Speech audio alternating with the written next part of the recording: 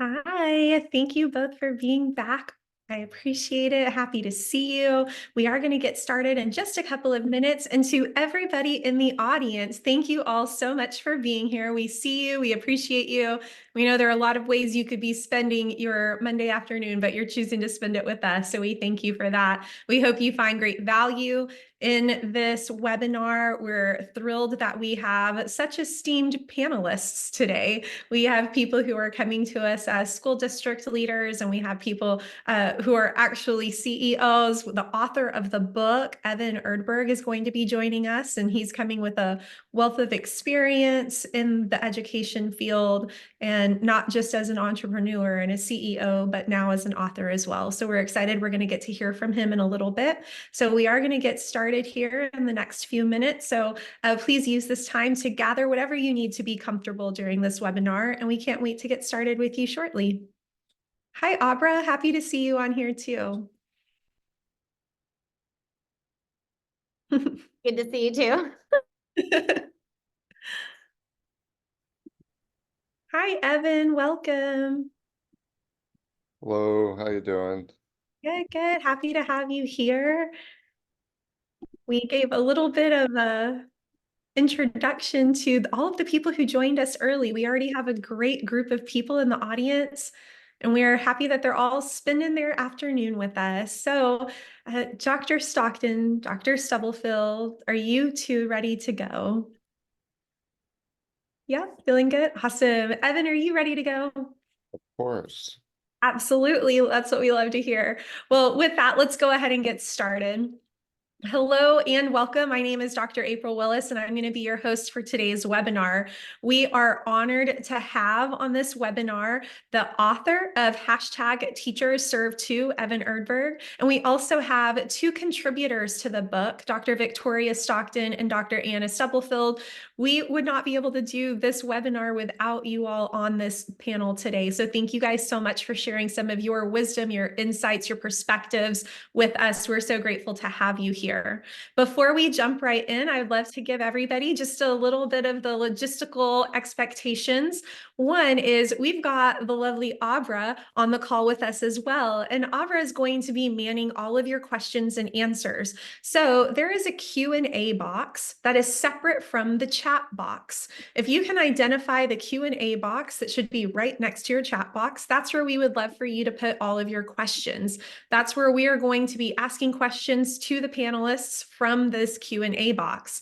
Now, the chat box should be used for your commentary. Like, I love that. I agree with that. That's something I've noticed as well. Here in my state, this is what we're doing or seeing. We want to see your commentary in the chat box. But if you have a question for us, please put it in the Q&A box. And we'll make sure that doesn't get lost.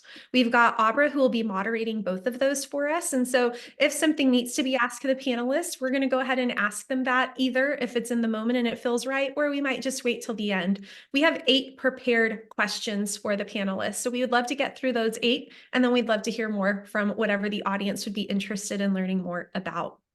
We've got the full hour. We do not anticipate needing the full hour, but we're happy to stay on the full time if it would benefit the audience for us to do so.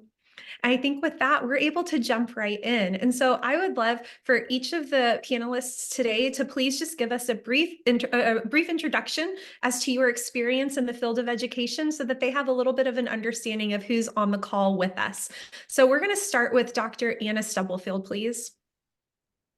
Good afternoon, everyone. I'm Dr. Anna Stubblefield. I currently serve as the superintendent for Kansas City, Kansas Public Schools. I'm in my 3rd year here. Prior to that, I spent 13 years in Lawrence Public Schools, which is in Lawrence, Kansas. And there I served as a principal, director of HR, deputy superintendent, and interim superintendent, along with some other roles. I started my profession as a special ed teacher, and also served and worked in 2 other districts. Wonderful. Thank you so much for being here. And Dr. Victoria Stockton. Yes, good good afternoon, everyone. My name is Dr. Victoria Stockton. I proudly serve as a superintendent of Bellwood School District 88, which is located about 20 minutes west of Chicago, where on any given day you may see a small glimpse of that beautiful skyline. I am a product of Proviso Township, which is where my district is located. I was born in Maywood, raised in Broadview. Now I've worked and served the last 15 years here in District 88 in multiple capacities. I began my teaching career in a therapeutic day school in Chicago's Humboldt Park neighborhood. And there I served as a teacher and a principal. And then I joined District 88 and had the privilege again of ascending into various roles, including assistant principal, principal, director of curriculum, assistant superintendent, and now I currently serve as the superintendent. In addition to that, I am a board member for the high school that I attended and an adjunct professor with Concordia University, Chicago. Wonderful. Thank you so much. And Evan. Hello, everyone. I'm Evan Erdberg, and I'm the president and founder of Proximity Learning. And I'm honored to be on here with two of my colleagues. I built the company from scratch almost 11 years ago, and I decided to also write a book about it a year and a half ago, and I'm happy it's actually come out. So it's good to meet everyone. Thank you so much. Well, we've got an incredible panel here with us today. So I think we can jump right in to our first question. Evan, can you please share with us the inspiration behind your book, #TeacherServe2, and the profound issue, the lack of respect endured by educators? Sure, I appreciate the question. I wrote TeacherServe2 as a tribute to the adaptability and resilience of those we've really entrusted to educate our children. Over the past 10 years, the teacher shortage has really grown, and the students have really been the ones suffering, especially our diverse populations or our economically disadvantaged group, your urban and your rural populations. Through my work at Proximity Learning, I was able to see firsthand what it looked like to have no teachers in classrooms for not just 1 year, 2 years, but 3, 4, 5, 6 years of not having teachers there. And I realized that there's a real issue that was, in our society or stemmed from our society that's changed the perspective on how we view teachers. We used to hold teachers up on a pedestal. Now there's a massive change to a lack of respect for teachers, to those who can do teach, which is not fair.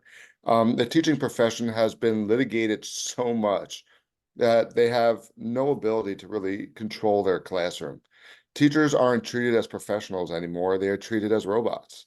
I really want to call this out.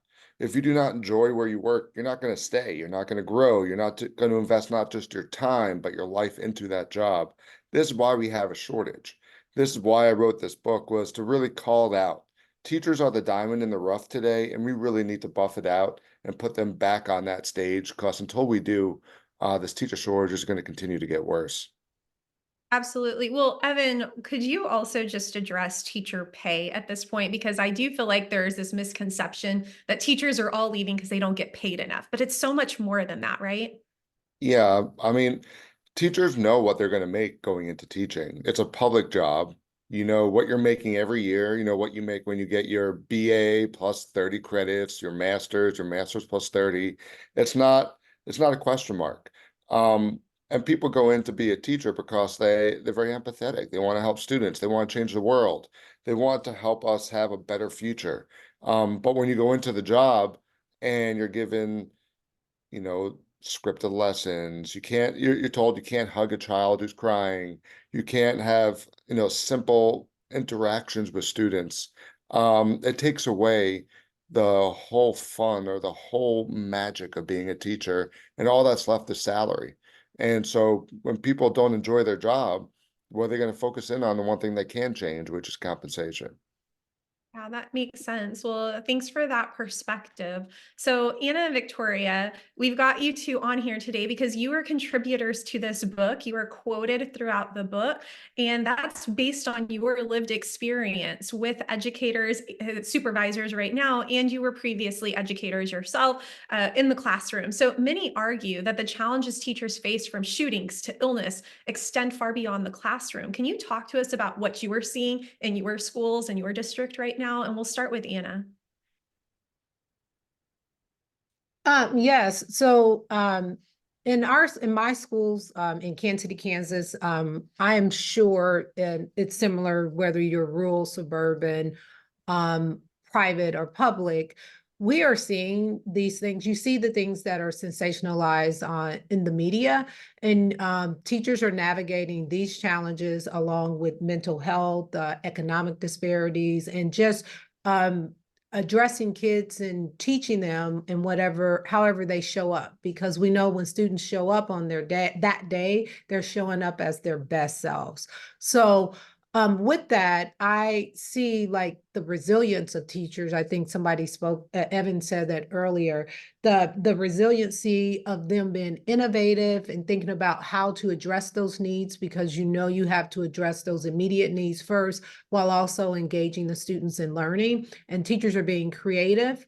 But that is also, taxing, if you are having to do all of those things. So I applaud teachers and support teachers, and within our systems, we try to do whatever we can to make the job as doable as possible. But those are real things that our teachers face. The things that we see in our communities and our society a lot of times don't stop at the door, but we often have an opportunity to put a pause on it and create a safe space for students to engage in learning. Wonderful. And Anna, I know you had mentioned in your introduction that you've been in education for quite some time. I'm curious to know from your perspective, does it feel like it's getting better, worse, or staying the same? So this is my 26th year in education, and I would say it's different, different in some ways that it's better, and different in other ways that it's challenges or different opportunities. I do think, to Evan's point and why he wrote this book, I do think that in general, the high regard and respect that teachers got in the past, that has dwindled for whatever reason.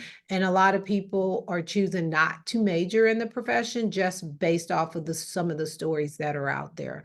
So I think there's lots of opportunity now in education, and I'm hoping that respect and regard will come back so that we can continue to attract those who love students and want to better our society, because everybody in every profession goes through a school system, and we have to remember that. I love your positive outlook. Thank you for that. And then Victoria, would you mind sharing some of the challenges your teachers are facing? Thank you for the question. And again, let me first thank Evan for his leadership and for, the vision for this book, because I think it is so timely. But I want to echo some of my colleague Anna's sentiments that I'm seeing the same thing. So she was spot on. Doesn't matter where you are, we are all facing the same challenges: the teacher shortage being realized, the economic disparities, but the resilience of teachers. I'm also seeing that we are, in my districts particularly, we have rebounded from COVID. We are seeing our test scores, go up. We are seeing that upward trajectory. But couple that with teachers are feeling burned out. They're expected to do much more than they were before. The demands are high. All of the mandates that are coming down from the state and from, the federal government. I mean, I think it's just having an impact. I'm seeing absence numbers rise, student absences as well as staff absences. I'm seeing those on a rise. And just this transformation is happening. And I think Evan is right. If we don't start to address what's happening, we're going to continue to see those numbers just continue to exasperate. But that's sort of all in all what I'm seeing here in my district. And, as I talk to other colleagues in the field, they're also experiencing similar issues. Wonderful. And would you say, based on your experience, that the challenges now are better, same, or worse than they were when you started? I think they are different. I see it as worse in that we are now expected to just on a dime just pivot like this, where before you sort of had more time to sort of digest and prepare for what maybe was to come. But now the demands are so high, the expectations are sort of elevating and heightening, especially coming out of COVID. I think it's like we don't have time to wait. We don't have time to think. We don't have time to plan. We've got to act and respond right now, because again, we are preparing our students for jobs that don't even exist. And so, there's this heightened sense of urgency that I don't think we felt 20 years ago when I started. Interesting perspective. Thank you for that. Evan, the hashtag #TeacherServe2 has sparked a movement. Could you elaborate on the impact you hope to achieve through this movement? and both within education and society at large. What are you expecting to see from this? Sure, thank you. I named the book At Teachers Serve Too really as a call to action. When you speak to someone in the military and you say thank you for your service, it's because they are on our front line protecting our freedoms. Teachers are also on the front line educating and protecting our children every single day. I believe they deserve similar respect that we provide to the military. I believe if we can change how the profession is perceived, we can really help turn around the number of teachers exiting the profession. Right now, 50% of all teachers quit in the first 5 years, and we need to stop that. We need to really change that perspective so when people are trying to figure out what they want to do, becoming a teacher is a viable option that they're excited about. That's why I created this book, and that's why I named it Teachers Serve Too, is to help spark a movement to back teachers, to support teachers, to help us turn around the crisis we're headed into, which is where we're really going to have and have not society, where the haves get educators and the have-nots don't get educators. I'm trying to really call it out so we as a society can make that change today. Yeah, it's such an interesting, again, insight that you provided for us, because when you look internationally, when we look globally, teachers are respected in a lot of other countries. Something has shifted in our country, because you look at countries in Asia where students not only respect their elementary, middle school, and high school equivalent teachers, but then they're pursuing outside tutoring for the ones who can, because it's very expensive, and it helps elevate those students academically so that they have a world of opportunity available to them that the have-nots, in a sense, do not have available to them. And not only is this a question of access, but it comes down to that respect again, because the teachers in countries over like in Asia, where education is something that is prized and valued, those teachers are paid just as well as scientists and corporate leaders are paid. And they are considered to be some of the highest status professionals you can have in that society. And then you come over to America and it's just not there yet. And so it really is interesting. We hope that your book continues to keep this movement moving. We hope to see the momentum grow so that we can kind of get ourselves back on track with where the rest of the global world is, because we are at a disadvantage right now. And this is, at the end of the day, it's hurting our students more than anybody else. Anna and Victoria, I want to know about your personal experiences. What have you gone through that's led you to want to be a part of addressing the pressing issue of respect for teachers? How does this shift your perspective? So this time we're going to go ahead and start with Victoria. Thank you for that question. I mean, just simply put, as Evan stated, teachers are on the front lines and we cannot educate children without them. So I wholeheartedly believe in this message, this mission, this call to action, because if we don't do something now, the field is just going to continue to bleed out. And as you stated so eloquently, we are just not respected on a global stage when it comes to our profession, right? I was traveling this weekend and I was listening to the way that they call us to sort of line up to enter the plane. And as Evan put in the book, what about teachers? They, if you are a military, active duty military, you get to board the plane first. What about us educators? I believe we have a noble job that we do as well. Like, why we save lives every single day. And so I wholeheartedly believe in this message and believe in, that we have to continue to raise the respect level of educators and teachers. And look, Anna and our superintendents, we see this every day. We see the trials, the tribulations. We see what our teachers have to go through to protect the sanctity of our field, but also to educate. Sometimes it's a thankless profession, but they persist and they continue to do what they can to be there for our students. I'm going to put you on the spot, if that's okay, Victoria, because I think you do have this insight that so many others don't have. And when you say you see this every day, can you give us an example of something you see that the larger public might not understand your teachers are going through that would merit this push, this movement? Yeah, well, as my colleague said, teachers are expected to be counselors, social workers. You know, a lot of times they provide food for their children. I mean, they are expected to do so much more than just teach a lesson. And so sometimes they get beat up. They get beat up by parents. Sometimes we get beat up by the community, you know, because maybe we didn't do something the way in which they thought we should do it, or, you know, whatever the case may be. But we see them go through challenges and have to, you know, deal with so many, you know, think about it. They're in the classroom educating the children.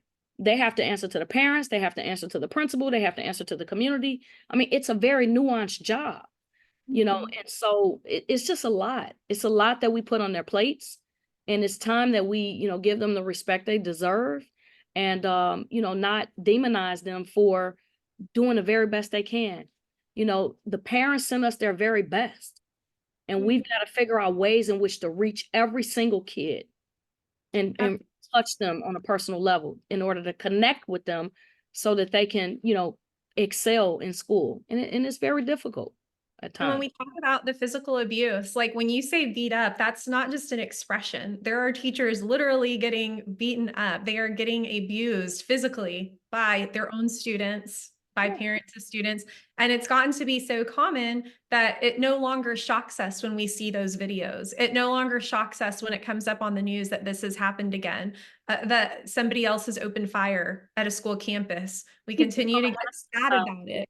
Right, we become anesthetized to it. It's like, oh, there was another school shooting, you know, and it's frightening to think about that this is a possibility, because no one ever thinks it's going to touch their home or their school building, but it happens, and it's happening, and it's constant. So yeah, they're under attack, and we have to do everything we can as leaders to protect them, and again to continue to proliferate this message that our teachers deserve the respect just like any. They are on the front lines. They are actually on the front lines. They are the ones protecting your children if something does happen at that school. And they're also the ones being on the receiving end of a lot of those attacks from children at the school, the very ones they're protecting. So it's an unfortunate situation that they're in. Anna, what would you like to add to this? I think the one thing that I want to add when I think about experiences and my personal experience and encounter, and I think Victoria would say the same. We both probably became teachers because of the great experience that we had, and we loved our teachers, and teachers were respected or held into very high regard. Like if we saw our teachers at the grocery store, we were in awe because we thought they were magical. Well, at least I should speak for myself. When I was younger, like I thought they could do no wrong, and just whatever was happening in the world, they were not put in the out like on social media and on different platforms as all of the things that they're not doing right. That it was just highlighted what are those great things they're doing for students. So when I think about that and the pressing issues that Victoria described, like when I walk through classrooms, I see teachers in a moment, you know, if a student is having an emotional response to something, they have to they are stopping and addressing that, and that interferes with the learning of everyone else, right? But then within a minute, once they get that student taken care of, they're back on and they're teaching reading, math, or whatever they were doing. And in a lot of professions, you will be able to take a step back and be like, okay, I'm gonna gather myself. That gift of time for a pause, it's not there. So when you see, when you think about the pace of a day of any teacher from elementary to high school, and then compare it to even myself as the superintendent, my day is packed, jam-packed with meetings appear, but I can say, hey, I'm gonna take 5 and go to the restroom right now. They don't like those simple things that they don't have the ability to do, and the amount of pressure that is put on them and educators in general, and how things just blow up in social media. Those are the things we need to figure out, like how do we, as to Evan's point, like they are serving, but they are held to an expectation that sometimes that's not realistic. And the reality of it is for all of us and educators, like even as I'm speaking now and I'm thinking about make sure I say the right thing so I'm not misquoted, so I'm not then having to explain my perspective.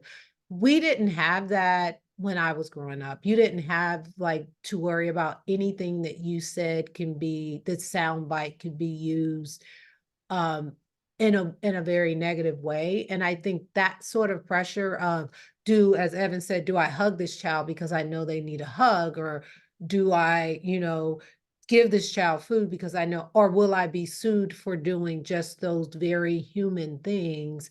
Those are the kind of things that I think, make people's like, it's too much. I can't do it because I just want to be here and teach and be here for the kids. And simple things can be misinterpreted and or used against you in some way. Absolutely. We've seen so many instances in which teachers have been backed up against a corner. We've lost all understanding of intent. And it seems that it's constantly this attitude of being very accusatory, judgmental. We're telling them what you did was wrong for XYZ, but they're like, first of all, let me tell you about the context here that you're completely unaware of. And I think so many people, especially society as a whole, lacks the context in which teachers are operating within and the constraints in which they have to operate within that context so that they are checking all the boxes from a compliance measure, from state accountability, from local accountability, from board pressure, from principal pressure, from teachers, from their colleagues who are coming into them saying, can you help me with this student? Can you take them off my hands? They are losing the capacity to have any autonomy within their own classrooms and to continue to make a difference for every one of those students. So thank you both for sharing that insight. Evan, your book includes insights from various educators, not just the two wonderful ones we have on this call today, but you actually have a lot of other contributors to your book throughout the book. So can you tell me a little bit about the contributors that aren't on the panel today and what unique perspectives they're bringing to this conversation on teacher respect and resilience? Oh, you're muted, Evan. Sorry. Sorry about that. Sure, I'd be happy to. I saw a real challenge in our education community, but I really wanted to reach out to people who are leading throughout the country in different communities to see if they saw the same thing and what perspective they had, and in order to bring together a group of leaders with different perspectives to drive a common, theme, which is teacher respect. And some of the people that have contributed to this book include Dr. Sean Joseph, who is the director of the Superintendent Academy in Howard University. He's educating hundreds of future superintendents every year, and he's going into these districts with them and seeing firsthand what they're dealing with. And so it's a great perspective he brings. We also have Ingrid Grant, Dr. Ingrid Grant, who is the Chief Academic Officer in Henrico School District, which is a top 5 largest district in Virginia. And they've been dealing with severe teacher shortages for the better part of 10 years now. They've had some years where they've been down over 100+ teachers. And so she also is directly involved in how to change around the perception of teachers so they can get more teachers on site. Dr. Eric Crespo, who's the superintendent in Weehawken, New Jersey, is on the state committee for teacher shortages, looking at how a state is trying to make changes to solve the teacher shortage problem. And he brings a very unique perspective as well. You have Dr. Jamal Wright, who's a superintendent in Little Rock School District, comes from a state where they have the lowest paid salaries in the country for teachers. And they're facing unique challenges in addition to not just finding teachers, but how to pay for them and how to allow them to afford a standard of living. Dr. J.R. Green, who's the superintendent in Fairfield County Schools, has been a superintendent, for almost 20 years, and he brings a very unique perspective. You have Devin Del Paccio, who is an executive director for the Arizona School Board Association, as well as Mikal Lee, who's the president of the Compton United School District Board. So you have 2 board members that represent, again, the whole community and bringing in their perspective. So you have district leaders, and you also have the community leaders coming together to really bring in different perspectives to what they're seeing is the problem in our K-12 market and how to solve it and how to really bring teachers back on stage. That's incredible. You have such a wonderful and diverse group of contributors to your book. It is a little disappointing that there is this amount of negativity associated with the profession, that there is no shortage of people who are able to speak to the challenges and lack of respect for education.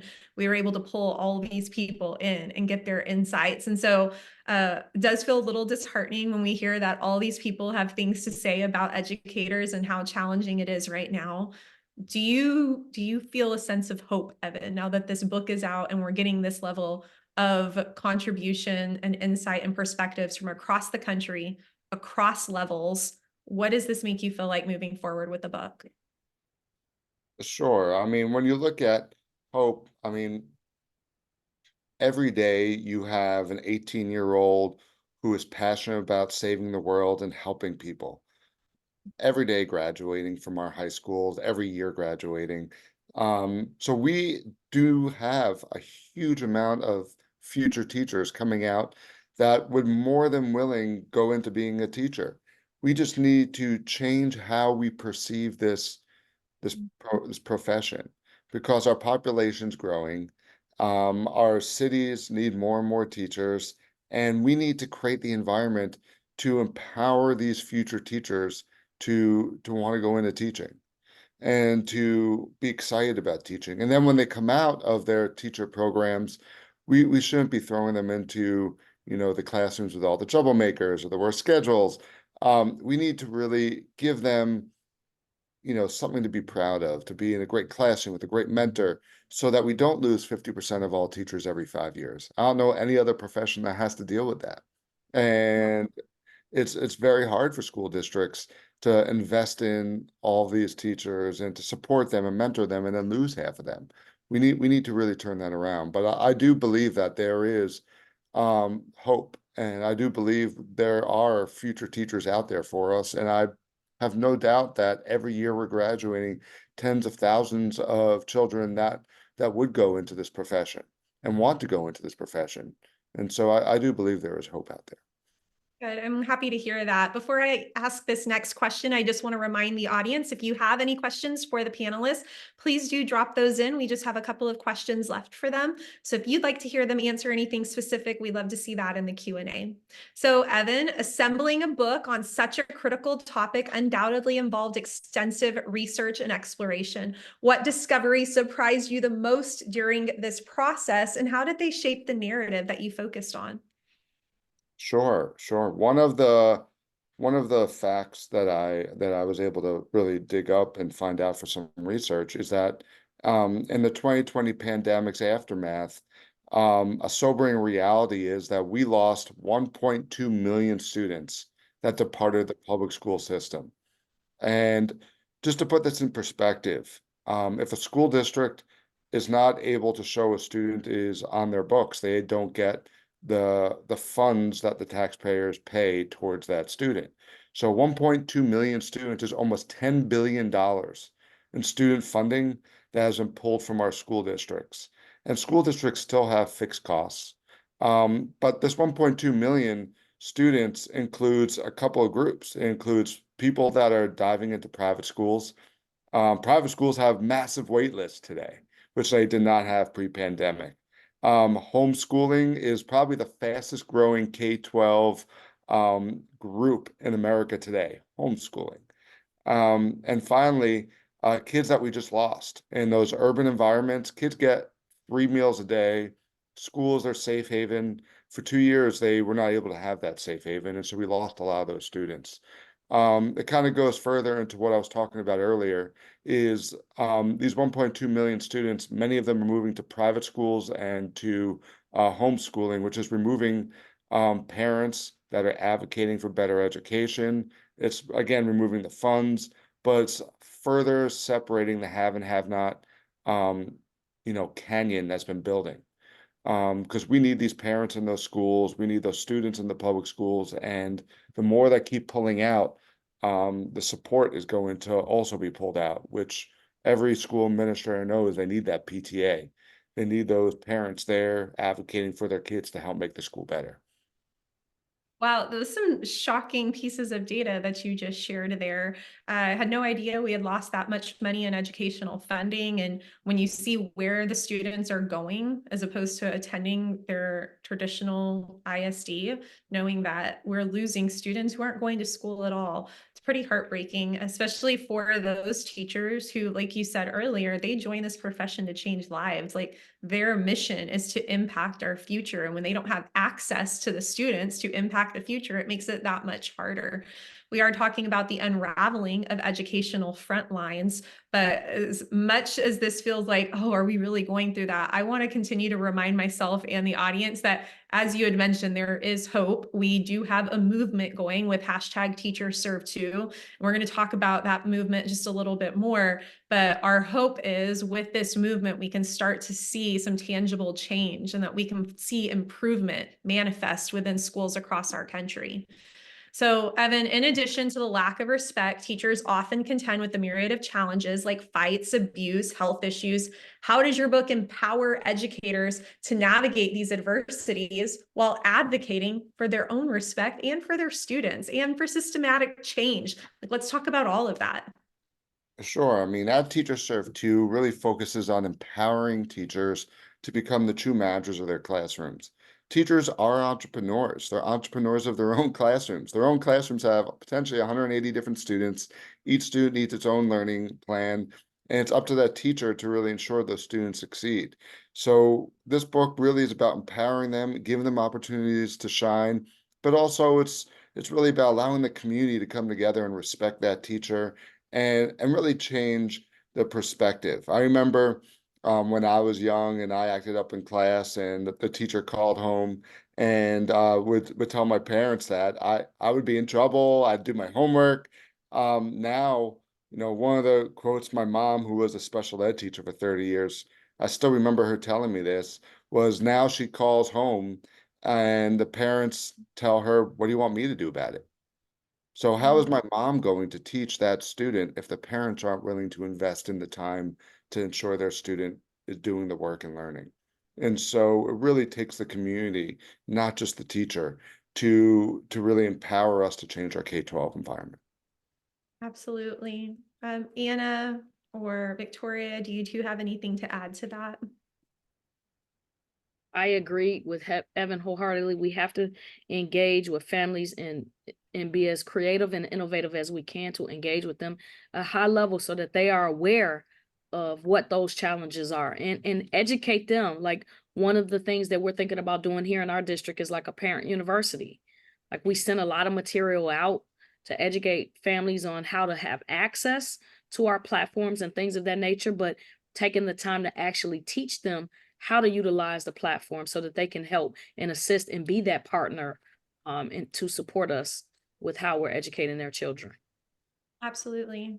Yeah, and similar, we are launching a parent university as well. I think that's something that we realize that our parents are our partners, but in addition to the parents, we are also continue to build on those great community partnerships. From Boys and Girls Club to Big Brothers and Sisters to like grassroots organizations where kids organically go to really provide mentors to help kids unpack. Like people don't come out of the womb just fighting or resolving issues in those ways. So it's creating those spaces where they can work through and learn a new skill set. And that's for both students and parents and caregivers. Because we have to address the root cause of why, people are resolving conflict in that matter. So we're, trying to wrap around, and we recognize we can't do it alone. So we really do need to leverage parents, caregivers, and community organizations. Wonderful. Thank you so much. All right.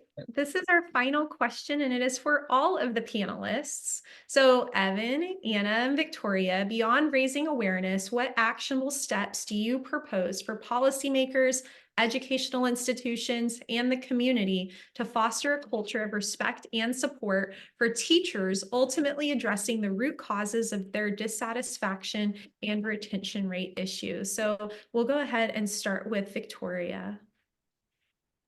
I've been reflecting on this question, and it's so nuanced, the question, because I'm thinking of 100 different things that I feel like need to happen. But I kept coming back to we have to adapt. We have to adapt to this ever evolving field. We have to adapt to our current realities of the teacher shortage. We have to adapt to, things are not going to go back to the way that they were. So we have to be future focused and think about how we can better support teachers along the way. We also have to, and this goes for at the policy level, at the educational institution level, so at the university level, within our communities, we have to let teachers' voices be heard. This new generation, what is it, Gen Y now? Our Gen Y teachers are coming out of college and they're entering the profession. We have to hear them out. We have to listen to them. We have to adapt to what their needs are and let their voices be heard, because they will then adapt to what the children need. So if I could just put it into, sum it all up, is we have to adapt. We have to amplify their voices, and we have to figure out ways in which politics is local. So we've got to start in our local communities with our local school boards, and then one school district, one school, one teacher, one child at a time. It's got to go micro to macro. I like that. Thank you so much. Anna, what do you have for us? I think Victoria is right on target. And I think with that, we have to, for policymakers at all of the different levels, we have to prioritize equitable funding and resources for schools and teachers and communities, because there are a lot of things that we say, teachers are doing. We're fortunate in Kansas City, Kansas. We have, we serve over 21,000 students, and we do have full-time social workers and counselors in all of our schools. However, the need is greater than even that. So when we know that there are mental health needs, we know that there's mediation needs, we know that there's conflict resolution, all of those things schools and teachers are expected to do, but there's no funding to do it. So I think, in addition to what Victoria said about adapting to what education needs to look like, and that may be different, like education has looked the same for a long time, and you see different options in pockets, but it may be giving us the freedom to provide the education in the way that this generation needs the education, but also funding and having those supports in place so that it's not the teacher who has to be all things to everyone, and then with that still be respected and held in high regard for the art of teaching, because it is an art. Absolutely. When you talk about it being an art and you think about some of our most respected people across the country are artists. There are singers, are musicians, there are athletes, there are actors, and those people have adapted so well, like Victoria had mentioned, because part of what allows them to be so well respected is the fact that they've adapted to influencer status. They've adapted to capitalize on access to social media. They understand what brand awareness looks like, and they build their own brand for themselves. It is so much more than having teacher of the month. That's not going to cut it anymore. You can't have a teacher of the year and expect people to respect that, like maybe it was a long time ago. Now there's so much other noise. There's competition for attention and for respect and for what's valued as a career or a profession. Teachers aren't even in the same caliber of what we're seeing the people who are getting the ultimate respect from our society right now. How do we get them there? How do we make teaching cool? How do we make it to where we can also leverage influence and allow people to know that we come with something? We are bearing the tools and the resources that you're not going to get from your artists, but you can get from us, and we're going to make it desirable for you. So how do we start doing that as district leaders? Victoria? Yeah, I wanted to add, because you got my juices flowing, and hearing my colleague talk about the pay equity and all of that, and I'm just, my mind is just going in 100 directions, but you are so right. We have to make it attractive. And I'm just thinking, Anna has 21,000 students in her district. I have 2,100, right? Challenges are same, but we need to start talking to our middle schoolers right now about becoming teachers and making it attractive for them. wow, look at the impact that you will have on society by educating our youth. You know, I got into this field because I was inspired by teachers. That, you know, my basketball coach, you know, my 8th grade teacher, I wanted to be them. People aspire to be what they see. So we have to elevate the field and make it, glamorize it, almost like you said. We got to do like some social media influencer type of marketing to attract people into our field. Absolutely. Well, Evan, Match that. Our efforts have to match what we expect. there's a lot of, it's a saturated field right now for competition among what is capturing the minds of our young people. And we need to be valid competitors in that. But Evan, we're going to let you have the last word here. Sure. I remember I read the book, The Smartest Kids in the World by Amanda Ripley, and it really focused in on 3 countries, Finland, Poland, and South Korea. And the reason why they supposedly have the smartest kids in the world is they've spent the better part of 20, 30 years focusing on their K-12 industry, but really solely on the teacher. They treat the teachers as professionals. They trust them. The teachers are the ones that own the process, and the country gets behind them and the community gets behind them. And that's why all 3 of these countries, in different ways, have such a powerful education environment. What we really need to do is we need to stop creating more regulations. There are so many policies and regulations. Everyone is afraid of getting sued or videoed and fired. It's creating paralysis. Like, teachers are not sure what they can and can't do, and so they don't know. They stop it, and our society stops it. Communities need to take ownership of their children as well. You know, communities need to hold their own kids accountable. You know, they have to teach decorum. You know, they have to teach their kids the importance of education. Education is the great equalizer. It allows any child, if they understand it and use it, to get out of the cycle of poverty. And that cycle is unfortunately getting bigger and bigger. And education is the one thing, the one free thing every student gets. So it's our teachers are the ones that are leading these students on that journey. We need to empower them to be successful, because success for a teacher means their students are learning, graduating, and becoming quality parts of our, society. And that's really what I see, and what I'm focusing on is how do we change that cycle that we're on today? Such great points. Really appreciate you bringing up the cycle of poverty that we are trying to break. And that is at the mission and the heart and the core of what so many teachers out there are doing.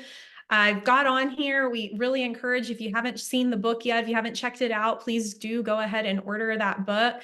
We also would love to honor our teachers on this call. If you could each, I'll call on you separately. I would love for you to give a shout out to at least one of the teachers who made the greatest impact on your life as a kid. I'll kick it off. I want to shout out Miss Sturrock. She was my 6th grade teacher who inspired me to become a teacher. And without educators like her, there wouldn't be educators like us. So shout out to Miss Sturrock.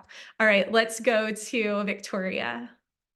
I want to shout out Mr. Robert Thomas, my basketball coach, and he was my PE teacher from 1st through 8th grade. And I mean, he taught me about life. He taught me about, discipline. He taught me so much, and I'll forever be indebted to him. Well, thank you, Anna. Okay, I have my 3rd grade teacher, Miss Lassiter, who was the first person to tell me that I could go to college, because I was the first to go to college in my family. And then also, like Victoria, my basketball coach, who actually adopted me and my parent and is still in my life, Karen Jamison, and the reason I'm in education today. Wonderful. Thank you. Abra, I know you've been quiet on this call, but I'd love for you to shout out a teacher too. Absolutely. My 5th grade teacher, Miss Schneider, who hand wrote me a note telling me that I could do anything as long as I was persistent and just, made a plan, and that, dreams can come true. And I was so just moved that I got mail, like from someone, like an adult sent me mail that I was like, I framed it, I kept it forever. And I actually ended up becoming a teacher as well. And I always think back to that year and just how influential she was and how she inspired me. Oh, that's beautiful. Thank you. And then Evan, bring us home. Sure, sure. For me, it was Miss Fodor. She was my English teacher in ninth grade. I always thought I was a terrible writer, and I hated it because I got poor grades. And she was the first one to actually make me enjoy writing and to realize or help me realize that I can do it and that I can actually get higher than a C on the paper. And so I really was excited about that. I still remember her. I still remember the conversations about my papers and about going from literally being afraid to go into English every day to looking forward to it. And what a full circle moment for you because now you're a published author. That's incredible.